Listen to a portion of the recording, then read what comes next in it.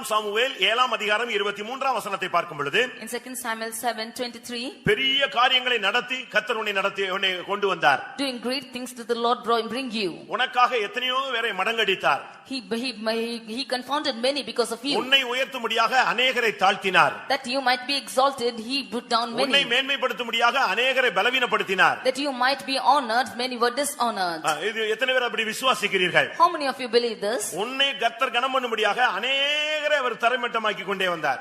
in order to honor you the Lord had dishonored many of them. இஸ்ரவேல் ஜனங்களுக்கு கானானை கொடுக்கும்படியாக கானானின் குடிகளை அவர் துரத்தினார். in order to give the land of Canaan to the children of Israel the Lord chased away all the inheritance of them. புறஜாதிகள் மத்தியிலே சத்துருக்கள் மத்தியிலே உன் தலையை உயர்த்தும்படியாக அநேகரை அவர் கீழ்ப்படுத்தினார். in the midst of the enemies that your head might be lifted up he confounded many. அந்த வருஷத்திலே கர்த்தர் உனக்காக பெரிய காரியங்களை நடத்தி இருக்கிறார். this year the Lord had done great things for you. உன்னுடைய பலத்தினாலே உன்னுடைய பராக்கிரமத்தினாலே முடியாததை கர்த்தர் உனக்காக நடத்தினார். not by your effort and from that you might do anything the Lord had done great things for you. யாத்திராகமம் 15ஆம் அதிகாரம் 13ஆம் வசனத்தை பார்க்கும் பொழுது Exodus 13:13 when we read உமது பலத்தினால் அவர்களை நடத்தினீர். by your hands did you lead them. ஆண்டவருடைய பலன்தான் உன்னை நடத்தி பலவீனமான நேரங்களிலே உன்னை பலப்படுத்தி உன்னை இம்மட்டுமாய் இந்த பயணத்திலே விசுவாச பயணத்திலே கானான் பயணத்திலே உன்னை கொண்டு வந்திருக்கிறது. by the strength of the Lord he has led you all these days in the path of faith and has led you hitherto. கர்த்தருடைய பரிசுத்த நாமத்துக்கு மகிமை உண்டாவதாக. glory be to the name of the Lord. பிரியமானவரே எதற்காக கர்த்தர் நம்மை இப்படி கொண்டு வந்து கொண்டிருக்கிறார்? dear beloved for what purpose did the Lord lead us like this? ஒன்று சில பாதைகளிலே நம்மை நடத்தும்போது நமக்கு கஷ்டமாக இருக்கிறது. sometimes when we forget certain things it is difficult for us. சில பாதைகளிலே நம்மை நடத்தும்போது நாம் துக்கப்படுகிறோம். some paths when we are led we are grieved.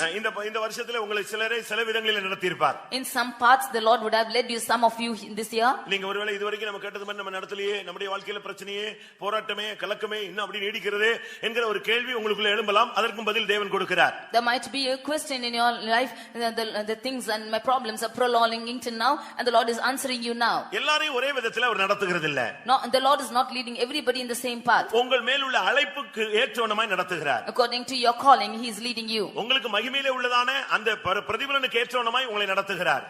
as a glorious God for the reward that you are going to receive he is leading you. உங்க சிரசிலே ஊற்றப்பட்டிருக்கிற அபிஷேகத்துக்கு ஏற்றவனமாய் உங்களை நடத்துகிறார். according to the anointing which is poured upon your head he is leading you. உன்னுடைய அழைப்புக்கு ஏற்றவனமாய் நடத்துகிறார். one thing is leading you according to your calling. உன்னுடைய அபிஷேகத்துக்கு ஏற்றவனமாய் நடத்துகிறார். nextly he is leading you according to your anointing. உனக்கு மகிமையிலே வைத்திருக்கிற அந்த மென்மையான இடத்துக்காக உன்னை பல விதங்களிலே நடத்துகிறார். for the glorious place which is kept for you he is leading you in different paths. சில இடங்களிலே நீங்கள் சிறுமைப்படுத்தப்பட்டீர்கள். in some paths you were humiliated. எதற்கு இந்த பாதை இந்த வருஷத்திலே அனுமதிக்கப்பட்டது? why did the Lord admit such path this year? கர்த்தர் நடத்துகிறார் என்று சொல்லுகிறார்களே ஏன் இந்த பாதையிலே என்ன நடத்தினார்?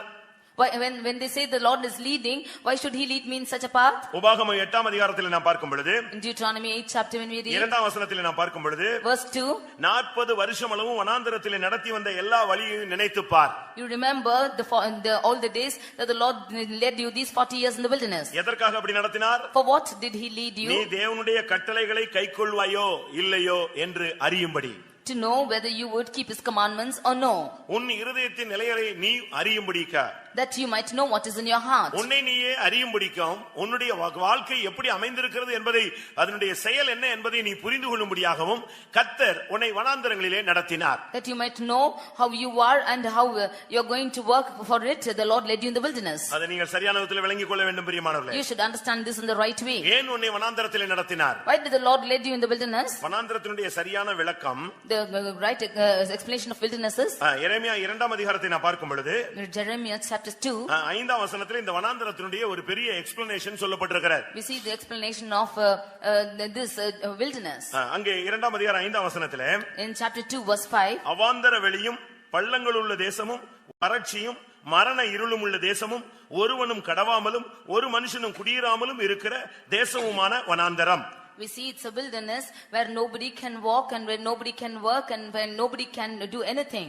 இப்படிப்பட்ட ஒரு பாதையிலே கர்த்தர் அவர்களை நடத்தினார். in such a path did the Lord lead him. இது கூட உங்களுக்கு சிலருக்கு சில குடும்பத்திற்கு சிலருக்கு இப்படிப்பட்ட வாழ்க்கை அமைந்திருக்கும். for some of them such a path would have been had come this year. நீங்கள் இப்படி யாராவது நடத்தப்பட்டீர்களா? did any of you been led this day? எப்பொழுதும் துக்கம் now you are in sorrow, எப்பொழுதும் வேதனை, you are always in pain, எப்பொழுதும் பாடுகள், you are always in sufferings, எப்பொழுதும் கண்ணீர், you are always in tears. மற்றவர்கள் சந்தோஷமா இருக்கும் பொழுது எனக்கு மாத்திரம் இந்த பாதை என்ன? When others are happy, why is such a path for me alone? அநேகருக்கு கிறிஸ்தவ வாழ்க்கை ஆசீர்வாதமா இருக்கும் பொழுது எனக்கு மாத்திரம் ஏன் இப்படிப்பட்ட பாடுகள்? When Christian life is blessed for many, why is such a path for me? அருமையானவர்களே, இதனுடைய காரணம் என்ன? What is the reason for this, beloved? நீ உன்னை அறியும்படியாக, That you might know yourself, உன் இருதயத்தை கர்த்தர் சோதித்து அறியும்படியாக, that the Lord might test you and know you. தேவனுடைய வார்த்தைக்கு நீ கீழ்ப்படிகிறாயோ, That if you are obeying His voice, உன்னுடைய பிரதிஷ்டையில் நீ உண்மையா இருக்கிறாயோ, if you are true in your consecration, உன்னுடைய தீர்மானத்திலே நீ உறுதியா இருக்கிறாயோ, if you are firm in your determinations, கிறிஸ்துவின் அன்பிலே கடைசி வரை நிற்கிறாயோ, if you are standing firm in the love of கிறிஸ்துவின் அன்பை God, விட்டு வேற என்றும் என்னை பிரிக்க மாட்டாது என்கிறதிலே நீ நிச்சயித்திருக்கிறாயோ என்பதை அறியும்படியாக கர்த்தர் உன்னை சில வனாந்தர பாதைகளிலே நடத்தினார். to make sure that nothing can depart you from the love of Christ, the Lord is leading you in the path of wilderness. ஆனாலும் தேவன் உண்மையுள்ளவர். Yet the Lord is faithful. உபாகமம் 29:5 படி அந்த வனாந்தரத்திலும் உனக்கு ஒரு குறைவில்லாமல் கர்த்தர் நடத்தினார். Deuteronomy 21:5 we see that the Lord led you in this wilderness with no lacking. பலவிதமான பாதைகள் வந்தது போல இருந்தது, ஆனாலும் உனக்கு ஒன்றும் குறைவில்லாமல் நடத்தின தேவன் நம்முடைய தேவன். It seems like many paths have come in your life, but without any shortcoming the Lord has led you. கர்த்தருடைய பரிசுத்த நாமத்துக்கு மகிமை உண்டாவதாக. Glory be to the holy name of the Lord. சில நேரங்களிலே இந்த விசுவாச பாதை உங்களுக்கு வித்தியாசமாக தென்படுகிறது. Sometimes this life of faith is different for you. ஆண்டவருடைய நடத்துதல் என்பது ஒரு வித்தியாசமான ஒரு பாதை. The leading of God is a different path. நம்முடைய மனதின்படி அவர் நடத்துகிறது இல்ல, தன்னுடைய மனதின்படி நம்மை நடத்துகிறார். He is not leading us according to our mind, but he is leading us according to his ஒரு mind. சிலருக்கு கேள்வி, ஏன் வனாந்தரத்துல 40 வருஷம் நடத்த வேண்டும்? Some of them question as to why the Lord led them 40 years in the wilderness. ஏன் இவ்வளவு பாதைகள் அனுமதிக்கப்பட வேண்டும்? Why such paths should be admitted to them? இப்படி எல்லாம் கேள்விகள் உங்களுக்குள்ள ஞானோதயங்கள்லாம் உண்டாகும். Such questions might arise in you. கர்த்தர் இந்த ஜனங்களை சில இடங்களில் சுற்றி போக வைத்தார். Sometimes the Lord made to go around. சில இடங்களிலே அவர்கள் சரியான பாதையிலே கொண்டு போய் கொண்டே இருந்தார். Sometimes he led them in the right path. ஏன் என்று அதற்கு காரணத்தை அவர் விளக்கி சொல்லுகிறார். He is explaining the reason for this. இந்த வருஷத்திலே உன்னை நடத்தினதனுடைய சில காரணங்கள் உனக்கு புரியாமல் இருக்கும். The reason why the Lord led you this year might be unknown to you. சில கேள்விகள் உனக்கு இருக்கும், பதிலே கிடைக்காமல் இந்த 365வது நாளிலே நீ வந்திருப்பாய். You might be having such questions and without answer to it, you would have come on the 365th day today. எதற்காக எனக்கு இப்படிப்பட்ட சில பாதைகள்? Why such path is admitted for me? அது ஒருவேளை நீங்க கை வைத்த வேண்டியதில்லை, உங்களுக்குள்ளேயே அப்படிப்பட்ட கேள்விகள் இருந்து கொண்டே இருக்கும். You need not prove it, but you might arise such questions in yourself itself. அதுக்கும் சில காரணங்களை கர்த்தர் சொல்லுகிறார். For that the Lord is saying reasons. என்ன சொன்னாலும் இவைகளுக்கு மத்தியிலே உன்னை நடத்தினவர் தேவனே.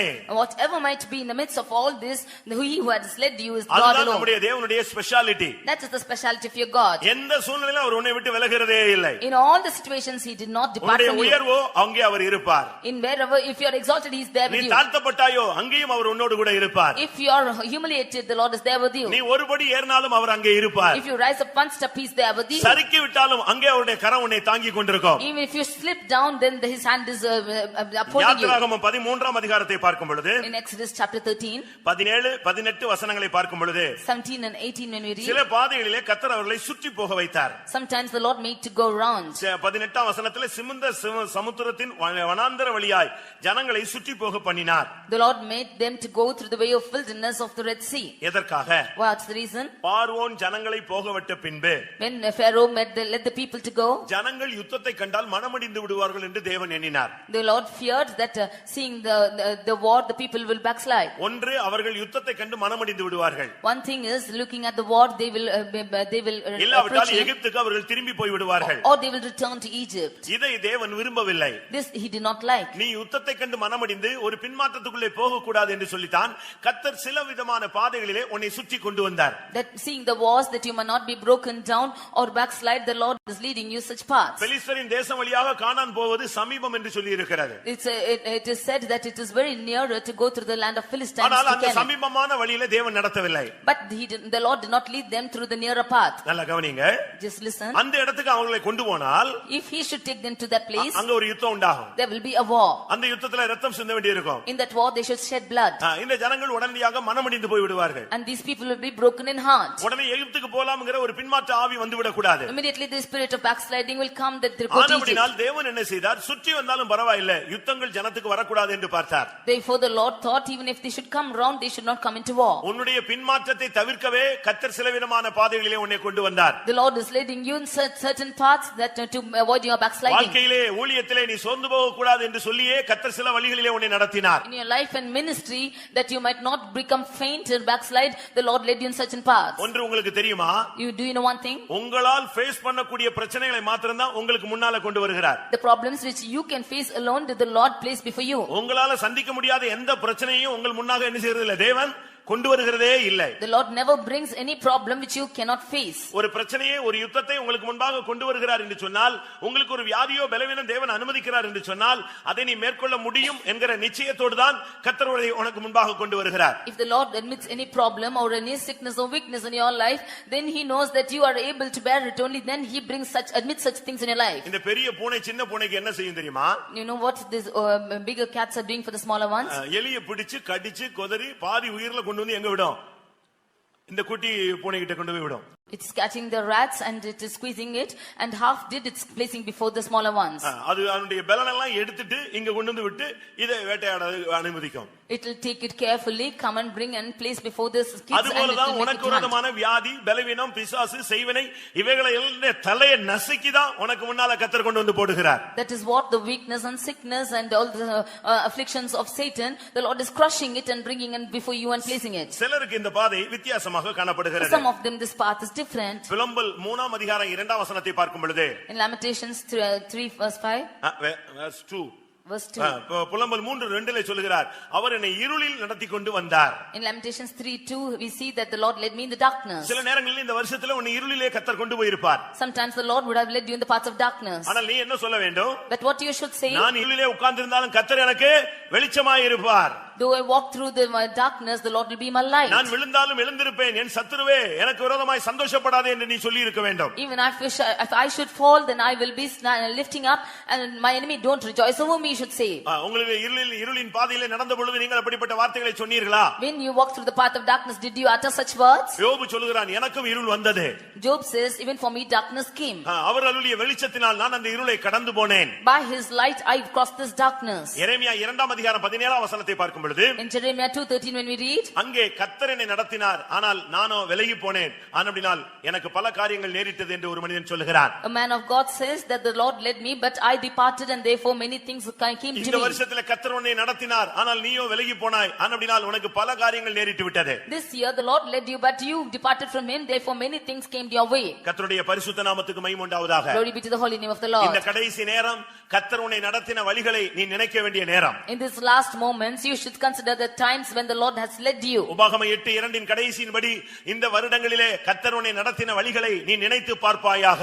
In Deuteronomy 22 last verse we see, உபாகமம் 8ஆம் அதிகாரம் 2ஆம் வசனம். 8:8 you should consider the ways that the Lord has led you. உபாகமம் 8:2 பார்க்கும் பொழுது, In 8:2 when we see, அங்க என்ன சொல்லப்பட்டிருக்கிறது? what is told here, கர்த்தர் உன்னை கடந்த வருடங்களில் நடத்தின வழியை நீ நினைத்து பார்ப்பாயாக. thou shalt remember all the way that the Lord has led you in the last year. நினைத்து பார்த்தால் உன்னால் அழாமல் இருக்க முடியாது. You cannot be without crying if you think and see. நினைத்து பார்த்தால் கண்ணீர் விடாமல் இருக்க முடியாது. If you should consider, you cannot be without shedding நினைத்து tears. பார்த்தால் முழங்கால் போடாமல் இருக்க முடியாது. If you should think and see, you cannot be without நினைத்து kneeling down. பார்த்தால் வாழ்க்கையை சரண்டர் பண்ணாமல் இருக்க முடியாது. If you think and see, you cannot be without surrendering your life. அருமையான தேவன் உன்னை நடத்தினார். Dear Lord, the good Lord had led you. ஆனபடியால் கொஞ்ச நேரம் கழித்து நாம் நேரம் கொடுக்கும் பொழுது அதிசயமாய் நடத்தின தேவனை நாம் துதிக்க வேண்டும். Therefore, when the time is given to you, the Lord who has led you in a different path, you should praise him. வனாந்தரத்திலே நம்மை நடத்தினவரை துதியுங்கள். You praise God who led you in the path of wilderness. அதிசயமாய் நடத்தி வந்த தேவனை துதியுங்கள். The Lord who led you in the path of his இந்த தேவன் மரண பரியந்தம் நம்மை நடத்துவார். This Lord will lead us till the end. ஆனபடியால் நீங்கள் உங்களுக்கு நேரம் கொடுக்கும் பொழுது நன்றாக தேவனை துதித்து இந்த வருஷத்துல நீ எவ்வளவு துதிய செலுத்தலையோ அந்த கடனை நீ துதித்து தீர்த்து கொள்ள வேண்டும். The time when it is given to you, you should praise God, and you should fulfill the praises which you did not offer this year. அங்கே வேதம் என்ன சொல்லுகிறது? What does the word of God say? அவாந்தர வழியிலே நான் அவனை கண்டுபிடித்தேன். In the waste wilderness I found him. கர்த்தர் அவனை நடத்தினார். The Lord led him. நடத்தினது மாத்திரமல்ல, Not only he led him, அவனை எல்லாம் கவனிங்க, அவனை அவர் உணர்த்தினார். he instructed him. கர்த்தருடைய பரிசுத்த நாமத்துக்கு மகிமை உண்டாவதாக.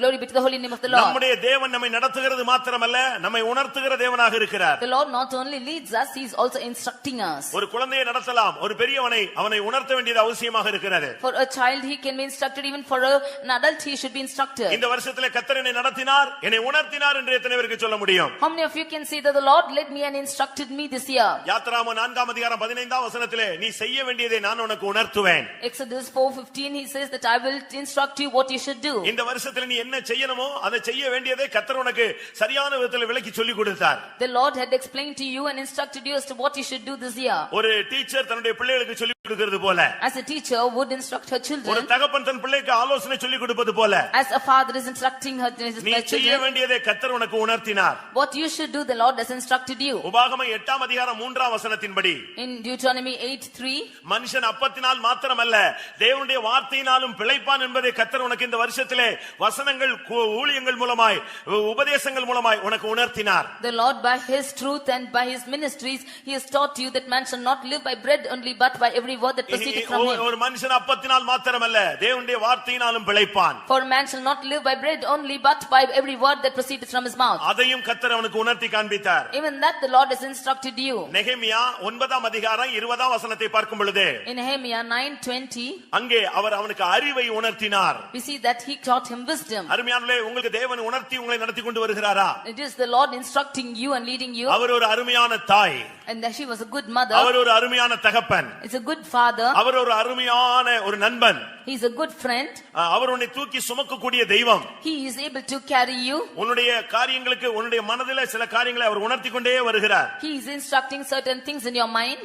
யோபு 13 அதிகாரத்தை பார்க்கும் பொழுது, Job 13th chapter when you read, 23 வசனத்திலே அவனுடைய பாவத்தை குறைகளை கூட அவர் உணர்த்தி அவனை சரிப்படுத்த விரும்பினார். in the 23rd verse he is instructing him of his sins and he is wanting to rectify him. இந்த வருஷத்திலே எத்தனை பேர் சுத்திகரித்தீர்கள்? In this year how many of you sanctified yourself? ஜனங்களுக்குள்ளே சுத்திகரிப்பு என்று சொன்னால் ஒரு வித்தியாசமான ஒரு மந்தமான அனுபவம் நீடிக்கிறது. When if you do not sanctify yourself, then a situation which is prolonging in your life is existing. ஒன்று சொல்லுகிறேன், புதிய வருஷத்திலே ஞானஸ்நானம் எடுத்த எல்லாரும் கர்த்தருடைய பந்தியில பங்கெடுக்கணும். In the new year I want to say that all of you who have been baptized should partake in the Lord's table. ஞானஸ்நானம் எடுக்கும்போதே நீ ஒரு தீர்மானம் எடுக்கணும், சாகர வரைக்கும் நான் சர்வீஸ்க்கு வருவேன், சாகர வரைக்கும் நான் கர்த்தருடைய பந்தியில பங்கெடுப்பேன்னு சொல்லணும். When you take baptism itself, you should say, you should make a determination in your mind that you will come to the church as long as you live and should take part in the table. ஞானஸ்நானம் எடுத்துட்டு யாரும் புது வருஷத்துல நீங்கள் கர்த்தருடைய பந்தியில பங்கெடுக்காம திரும்பி போகவே கூடாது. Those who are baptized should not be without partaking in the Lord's table and go in the new year. கர்த்தருடைய ஆவி உன்னை உணர்த்தவில்லையா? Did not the Spirit of God tell you? கர்த்தருடைய பந்தினா நீங்க என்ன நினைக்கிறீங்க? What do you think that the table of the Lord is? நான் ஒரே ஒரு இன்சிடென்ட் உங்களுக்கு சொல்றேன், உங்களுக்கு தெரிஞ்சிருக்கலாம். I would tell of an incident which you would have already known. Indonesia தீவில ஒரு சகோதரி புருஷனுக்கு தெரியாம கோயிலுக்கு போயிட்டே இருந்தாள். In the island of Indonesia, a sister was going to church without knowing her husband. புருஷனுக்கு தெரியாம போய் அவ ஞானஸ்நானம் எடுத்து விட்டாள். She went and got baptized without her husband's knowledge. ஒரு நாள் அவனுடைய புருஷன் இனிமேல் நீ கோயிலுக்கு ஆராதனைக்கு போக கூடாது என்று சொல்லிவிட்டான். One day husband told that you should not go to this church anymore. அவள் சொன்னாள், நான் அடுத்த வாரம் ஒரு வாரம் மட்டும் போயிட்டு வந்துறேன்னு சொன்னாள். She said one week, next week alone I will go and come, she said. அவன் சொன்னா அடுத்த வாரத்துல அப்படி என்ன விசேஷம் இருக்குன்னு கேட்டான். What speciality on that day, he asked. அடுத்த வாரத்துல கர்த்தருடைய பந்தி சபையில் இருக்குன்னு சொல்லிருக்காங்க. She said that there is the Lord's table next week in the church. அப்படினா என்னன்னு கேட்டான். He asked what is it? இயேசு கிறிஸ்துவினுடைய சரீரத்தை பிச்சு கொடுக்கறாங்களாம். They are giving the Lord's body in the church. இயேசுவினுடைய இரத்தத்தை குடிக்க கொடுக்கறாங்களாம். They are giving the blood of Jesus to drink. அது மட்டும் நான் போய் ஷேர் பண்ணிட்டு வந்துறேன்னு சொன்னா. Only that I will partake and come, she said. உடனே அவன் சொன்னா அது எப்படி நடக்கும்னு கேட்டான். How does this happen, he asked. எனக்கு தெரியல, சொல்லி இருக்காங்க, நான் ஒரு வாரம் மட்டும் போயிட்டு வரேன்னு சொன்னா. She said that they have told I will go this week and come. அவனுக்கு அது வித்தியாசமாக இருந்தது, உடனே அனுப்பி விட்டான். This seemed to be different and he sent her. ஆனா ஒரு condition. But on one condition. அங்க குடுக்குறாங்களே அந்த அப்பம் ரசம் என்னமோ சொன்னீங்க, அதை இங்க கொண்டு வரணும்னு சொன்னான். The bread that they give you there, you should bring it back to me. இயேசுவின் சரீரம் சொன்னீல, அதை கொண்டு வா. You said that it is the flesh of Jesus and that you should bring here. இயேசுவின் சரீரத்தை நீ கொண்டு வரணும்னு சொன்னான். You should bring the body of Jesus, he said. இவளுக்கு ஒண்ணும் புரியாதனால சரின்னு சொல்லிட்டா. She did not understand it and said okay. அடுத்த வாரம் அவள் போய் அங்க பங்கெடுத்த போது Next week when she went and partook in it, அங்க எல்லாம் வரிசையில உட்கார்ந்தாச்சு. all of them were sitting in the rows. உட்கார்ந்த உடனே அந்த போதகர் அவங்களுக்கு அப்பத்தை எடுத்து ஜெபித்து பங்கிட்டு கொடுத்து கொண்டே வந்தார். As she went and sat there, they took the bread and they parted and they were giving to all. இவள அதுல ஒரு ஆளா உட்கார்ந்திருந்தா. She was also seated among them. இவ கிட்ட வந்த பொழுது அந்த அப்பத்துல ஒரு பகுதியை பிச்சு இவ கையில கொடுத்துட்டார். When they came to her, he gave her a bit of bread. வாங்கி பார்த்தா bread. When she got this, it was bread. இத கொண்டு வர சொல்லி புருஷன் சொல்லி இருக்கான். And the husband commanded her to bring it. அதனால அவள் அத புசிக்கல. Therefore she did not eat. ஆனா அதே நேரத்துல பயம் அவளை ஆட்கொள்ள ஆரம்பித்தது. At the same time fear came to rule over her. இது என்னடா இது இயேசுவின் சரீரம் சொன்னாங்க. இங்க இப்ப கொடுத்திருக்கிறது என்னது? ஒரு பிரெட் துண்ட கோயில கொடுத்துட்டு ஏமாத்திட்டாங்களே இவளு பயந்து போயிட்டா. They said it's the body of Jesus, and but now they have given only a bread and she took and went. நிச்சயமா கொண்டு போனா அடி விழும். If she did not take, she will be beaten. ஆனாலும் அவள் அதை புசிக்கல, பேசாம கையில பொத்தி வச்சு உட்கார்ந்து கொண்டாள். Therefore she did not eat, but she folded her hands like அடுத்த this. சில நிமிடங்கள்ல திராட்சரசத்தை வாயில ஊத்திட்டு போயிட்டாங்க. Nextly they poured in the wine and went. இது உள்ள போயிடுச்சு. And this went in. அவளுக்கு என்ன பண்ணனே தெரியல. She did not know what to do.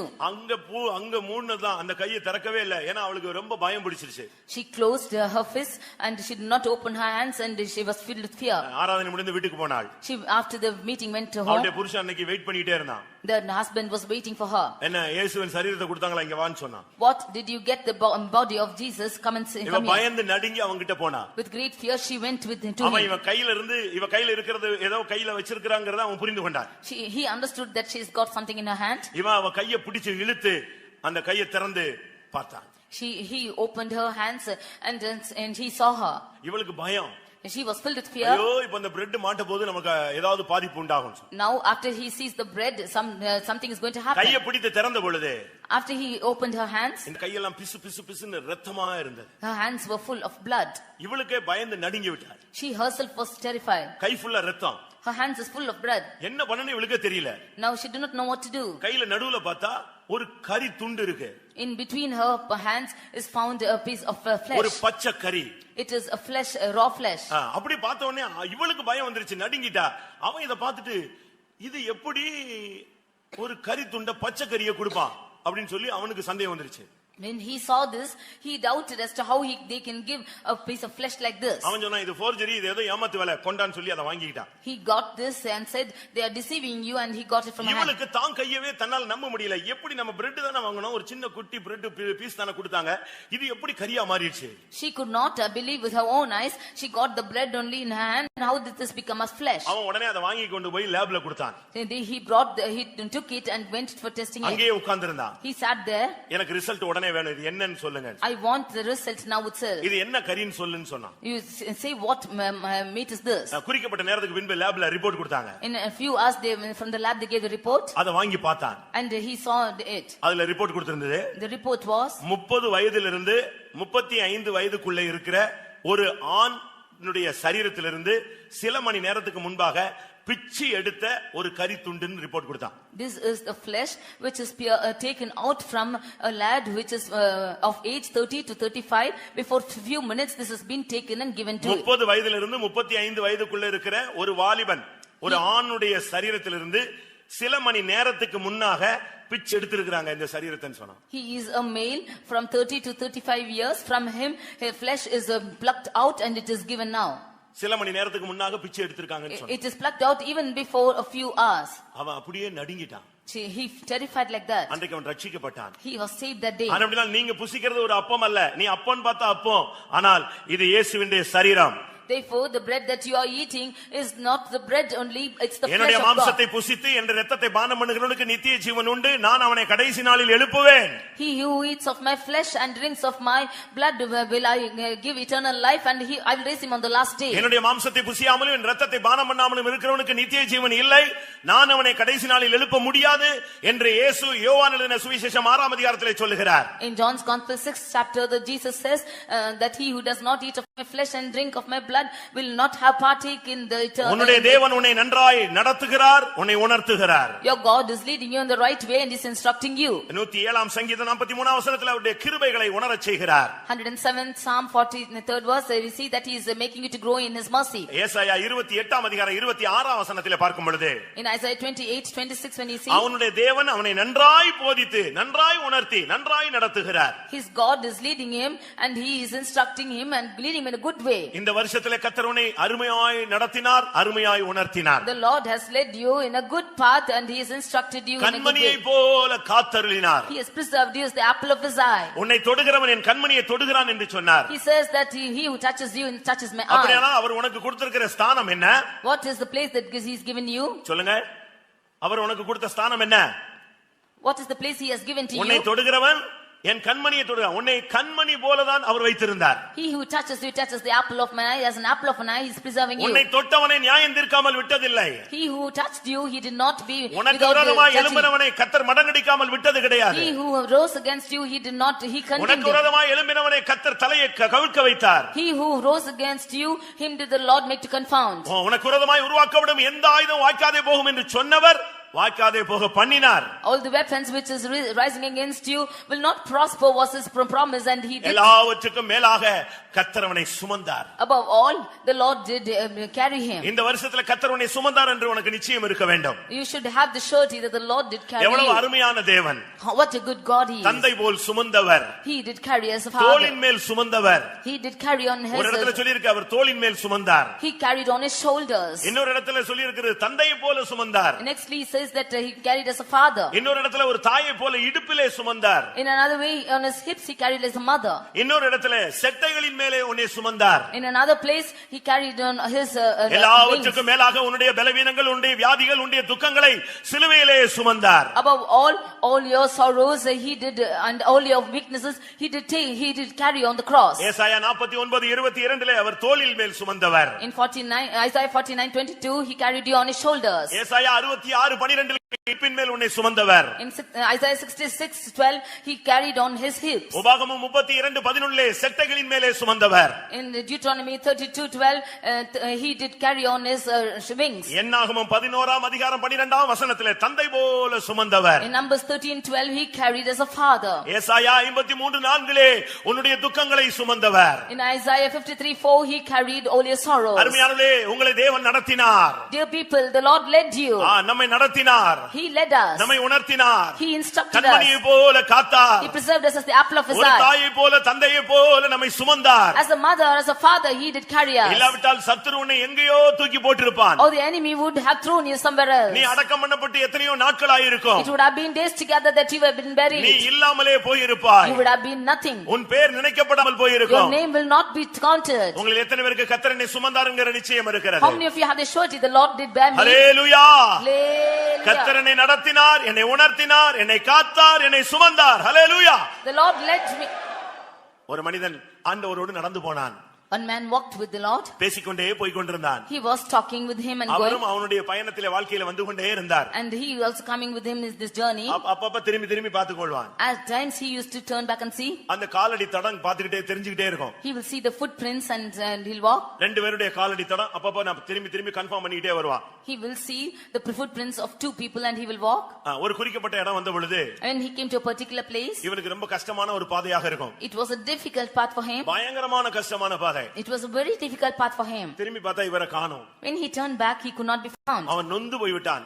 He was very sad. அந்த பாதையை கடக்க அவன் தடுமாறினான். He was struggling to cross that path. என்ன பண்ணனே அவனுக்கு தெரியல. He did not know what to do. அழுதான். He cried. கண்ணீர் விட்டான். He shed tears. கூப்பிட்டான். He called out. அப்படியே தடுமாறி முன்னே போய் விட்டான். He was struggling in his path and in his walking. ஒரு குறிக்கப்பட்ட பாதைக்கு பின்பு கண்ணீரின் பாதை நின்று விட்டது. After crossing a different certain path, his path of tears stopped. மறுபடியும் நார்மல் பகுதிக்கு வந்து விட்டான். Again he came back to his normal state. இப்பொழுது அவர் வந்து விட்டார். Now he came back to him.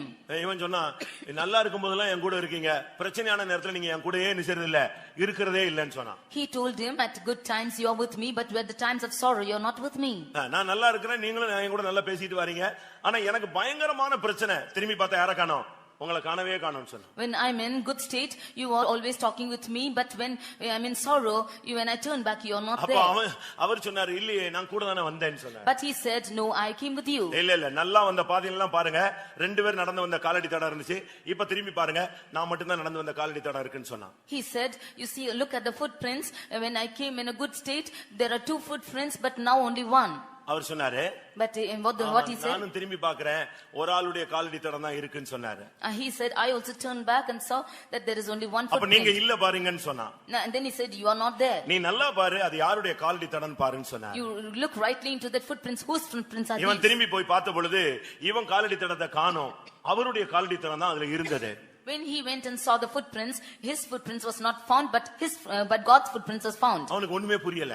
He could not understand it. அப்ப ஏன் காலடி தடம் அப்படின்னு கேட்டான். Then he asked, where are my footprints? மகனே, வேதனைகள் போராட்டங்கள் வந்த உடனே நான் உன்னை நடக்க விடவில்லை, நான் என் தோளில் உன்னை வைத்திருந்தேன். அதனால அந்த பாதையில என்னுடைய காலடி தடம் தான் கீழப்பட்டது, உன்னுடைய காலடி தடம் படல, நீ என் தோளின் மேல இருந்தாய். Oh my son, when you were going through pains and struggles, I was carrying you on my shoulders, and therefore only my 1 footprint is found, and I walked with you. ஆம், என்னை தேவன் சுமந்தார் என்று சொல்லுகிறவர்கள் அப்படியே கண்களை மூடி முழங்கால் படியிடுவோம். Yes, the Lord has carried me. How many of you can see? You can kneel down. இந்த 4 எக்ஸ்பீரியன்ஸ் இருந்தா நீ விசுவாசி, நீ முழங்கால் போடலாம். If you have all these 4 experiences, you believe and you can kneel நீ down. யாராக இருந்தாலும் இந்த 4 எக்ஸ்பீரியன்ஸ் இருந்தா கர்த்தர் உன்னை நேசிக்கிறார். If you have these 4 experiences, whoever you might be, the Lord is loving you. உன்னை அழைத்தவர் உன்னை விட மாட்டார். The Lord who has called you will never leave you. இந்த வருஷத்துல வந்த பாதைகளிலே உன்னை இல்லாமல் ஆக்க வேண்டும், திருடன் திருடவும் கொல்லவும் அழிக்கவும் வந்தான். ஆனால் தேவனோ உன்னை அவர் சுமந்தார், ஏந்தினார், தப்புவித்தார், காத்துக்கொண்டார். In the year past that the Lord has led you, the thief is coming to destroy and to murder you, but the Lord came to carry and அப்படி lead you. விசுவாசிக்கிற எல்லாரும் தயவு செய்து கண்களை மூடி முழங்கால் படியிடுங்கள். அவசியம் இல்லாமல் வெளியே போக வேண்டாம். All those who believe, you close your eyes and kneel down, do not go out. கர்த்தருடைய கிருபை உங்களை இதுவரை நடத்தின தேவன் இனிமேலும் உங்களை அடுத்த பகுதிக்கு கொண்டு போக போகிறார். The Lord who has led you hitherto will also lead you afterwards. நீ திரும்பி பாரு, நீ இப்ப இருக்கிற இடம் தேவனுடைய தோளின் மேல் இருக்கிறாய். You turn back and see. அல்லேலூயா, ஆமென். எத்தனை பேர் அதை விசுவாசிக்கிறீர்கள்? How many of you believe this? Hallelujah, Hallelujah. ஆமென். இப்பொழுது தேவன் என்னை நடத்தினார் என்று சொல்லுகிறவர்கள் கரங்களை உயர்த்துங்கள். தேவன் என்னை உணர்த்தினார் என்று சொல்லுகிறவர்கள் கரங்களை உயர்த்துங்கள். தேவன் என்னை கண்மணி போல காத்தார் என்று சொல்லுகிற கரங்களை உயர்த்துங்கள். என்னை அவர் சுமந்து வந்தார் என்று சொல்லுகிற கரங்களை உயர்த்துங்கள். அல்லேலூயா, ரக்கடபகதிடபகரபகதிடபானியா. அல்லேலூயா. ஒரு 2 நிமிஷம் எல்லாரும் கண்களை மூடி கைகளை உயர்த்தி, ஆண்டவரே என்னை நீ நடத்தினீர், அல்லேலூயா, என்னை காத்தீர், என்னை சுமந்தீர், என்னை உணர்த்தினீர், கர்த்தருக்கு நன்றி செலுத்துங்கள்.